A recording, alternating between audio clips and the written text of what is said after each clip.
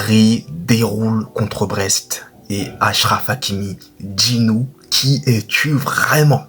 Bonsoir ou bonjour à tous, j'espère que vous allez très bien et que tout se passe bien pour vous.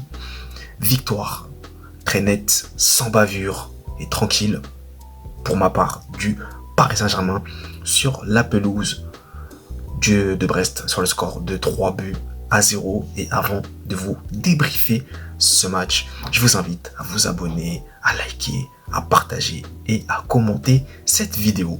Un grand merci à vous pour vos soutiens. Ça me fait toujours hyper et autant plaisir. Bien, dans ce match, le Paris Saint-Germain, je ne dirais pas qu'ils se sont baladés, mais ils ont eu quand même d'innombrables occasions. Ils ont géré le match de bout en bout, une domination sans surprise. J'ai même l'impression qu'ils n'ont même pas eu à forcer leur jeu. Et surtout, moi, j'ai envie de parler d'un joueur. C'est monsieur Achraf Hakimi qui est pour moi l'homme de ce match. Doublé, s'il vous plaît. Mais Achraf Hakimi, j'ai une question pour toi. Et j'aimerais que tu répondes à cette question. Qui es-tu vraiment? Mais qui es-tu? Doublé. Merci, bonne nuit, au revoir. Top performance de Achraf Hakimi. Que ce soit offensivement, défensivement, il a été partout, excellent. Et encore une fois, il prouve qu'il est le meilleur actuel à son poste. Tout simplement. Il confirme. Donc Achraf Hakimi, à un moment donné, je me dis, mais où est son plafond de verre? Où est sa limite? Ce joueur est actuellement dans son prime absolu. Il est gotesque, littéralement. Donc, sinon, globalement, il y a eu des faits de jeu, notamment le penalty. Bon, le penalty accordé pour Brest. Alors, pour ma part, moi, je pense qu'au départ, le ballon touche la tête, mais ensuite, ça touche la main. Donc, pour moi, ce n'est pas volontaire. Maintenant, d'accord, il y a la main, mais c'est pas non plus, comme je le disais, intentionnel. Et ça touche d'abord la tête et ensuite, ça va sur la main. Donc, je sais pas. Moi, je suis un peu mitigé sur le penalty accordé. Mais en tout cas, le penalty a été loupé. Donc, voilà. J'ai envie de vous dire, donc, est-ce que c'est la justice qui a fait son devoir? Voilà, parce que malheureusement, le joueur glisse. Et donc, il loupe son penalty. Mais bon, en tout cas, Paris, dans ce match, ça a été plutôt tranquille. J'ai envie de vous dire. Voilà, que ce soit au milieu de terrain avec Vitinha, Warren Zaïre-Emery, que ce soit offensivement avec Bradley Barcola notamment. Voilà quoi. Bon, en fait, j'ai même pas eu. Voilà, en fait, ce PSG, il n'y a pas besoin de neuf. Parfois, tu as l'impression qu'il n'y a pas besoin d'attaquant. Enfin, Luis Enrique, il a construit son équipe pour faire en sorte que tout le monde puisse participer, tout le monde puisse marquer, tout le monde puisse contribuer. Là aujourd'hui, c'est un latéral qui marque. Demain, comme je vous le disais, ça peut être un défenseur. Ça peut même être le gardien. Je vais faire redire ce que j'ai dit la dernière fois. Ça peut être le gardien qui peut marquer même. Non, j'exagère. Vous m'avez compris. Mais en fait, ce Paris Saint-Germain-là est extrêmement beau à voir. J'ai l'impression de me répéter dans mes débriefs quand je parle du Paris Saint-Germain. Mais cette équipe est vraiment trop forte, quoi. Des fois, même quand je regardais le match, j'étais en train de me dire, de me poser, et je me dis, est-ce que c'est Brest qui est faible ou c'est Paris qui est tout simplement trop fort? Littéralement, j'étais en train de me poser la question. Tellement t'as l'impression qu'il y a un écart de niveau colossal, abyssal. C'est effrayant. Donc après, voilà, Luis Enrique, ce qui est intéressant, c'est que il peut se permettre de faire des turnovers. T'as pas l'impression que l'équipe échange. T'as l'impression qu'il n'y a pas de différence. Il n'y a aucune différence, peu importe. Les remplaçants, ceux qui ne jouent pas de base, qui sont sur la pelouse, t'as l'impression que c'est comme les titulaires. Il n'y a pas de différence. Des Mayoulou que j'apprécie, que j'aime beaucoup, qui tentent beaucoup, qui osent. C'est intéressant. Des Njantou qui rentrent aussi en cours de jeu. Voilà.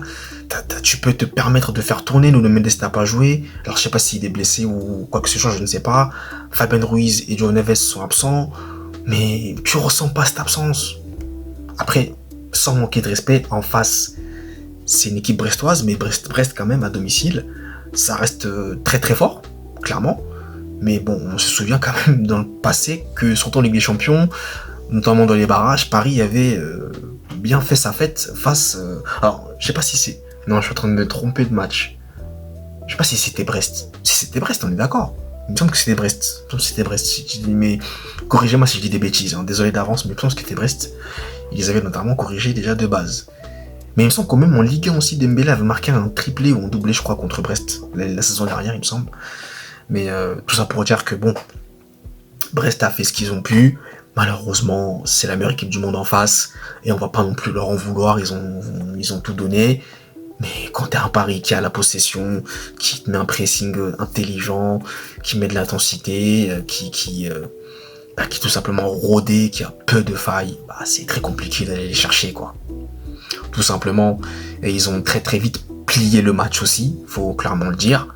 Et ils sont allés chercher ce 3e, ce 4e, ce 5e but. Ils ne se sont pas reposés sur leur laurier. Et ça, c'est bien. Et c'est ce qu'il faudrait faire, d'ailleurs. Tout simplement, et que toutes les équipes devraient le faire, ça. Parce que quand je dis ça, je pense au Real Madrid notamment. Parce que des fois, désolé, hein, je mets le Real Madrid, je mélange un peu tout. Ils ont tendance par moment à relâcher un peu la vitesse. Donc, Paris Saint-Germain est allé chercher cette victoire, tout simplement. Et ils ont fait le taf, ils ont fait le boulot. Ils mettent la pression sur Marseille qui va se déplacer à Lens. Ça va être un match intéressant, ça aussi à suivre.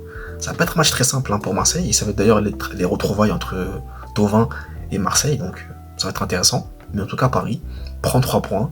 Et Paris, pour l'instant, premier. Provisoirement. Donc c'est la bonne opération. Très bonne semaine pour Paris. Victoire explosive en Ligue des Champions. Et la victoire nette, sans bavure, 3-0 à l'extérieur face à Brest. Sans encaisser de but. Et Lucas Chevalier qui a d'ailleurs fait une très très très très bonne parade à un moment donné. Vers la fin de match.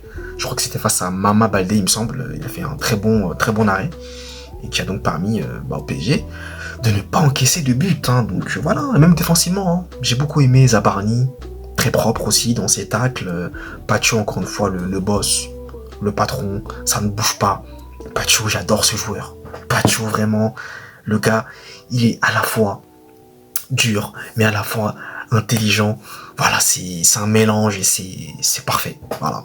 Franchement, Pacho, c'est toujours perfect, quoi, clairement. Je le dis même en anglais, mais bon. Voilà, donc Paris qui a déroulé dans ce match. Il n'y a pas grande chose, il n'y a pas mille choses à dire. Voilà, c'est une domination, sans nette, claire et précise. Tranquille. Voilà, moi j'aurais dit tranquille. Même s'ils auraient pu peut-être encaisser, un but, mais pour moi, je pense que ça n'aurait pas eu d'incidence particulière sur ce match, tant le Paris Saint-Germain a été au-dessus durant tout le match, même si ça peut quand même relancer une équipe, hein, quand tu mets 1-0, surtout face à la meilleure équipe du monde. Mais bon, c'est Paris en face, et ce Paris-là, à tout moment, il peut te tuer. Et on a bien vu comment ça s'est passé contre les Leverkusen. Donc voilà, écoutez, je pense que je vais m'arrêter là, je pense que c'est débriefé assez long, et j'ai dit ce que j'avais à dire, donc n'hésitez pas à me dire, vous, dans les commentaires, ce que vous avez pensé de cette belle victoire du Paris Saint-Germain. Et nous, vous le savez, on se retrouve très vite pour de nouvelles vidéos. D'ici là, passez une très bonne soirée. Allez, peace!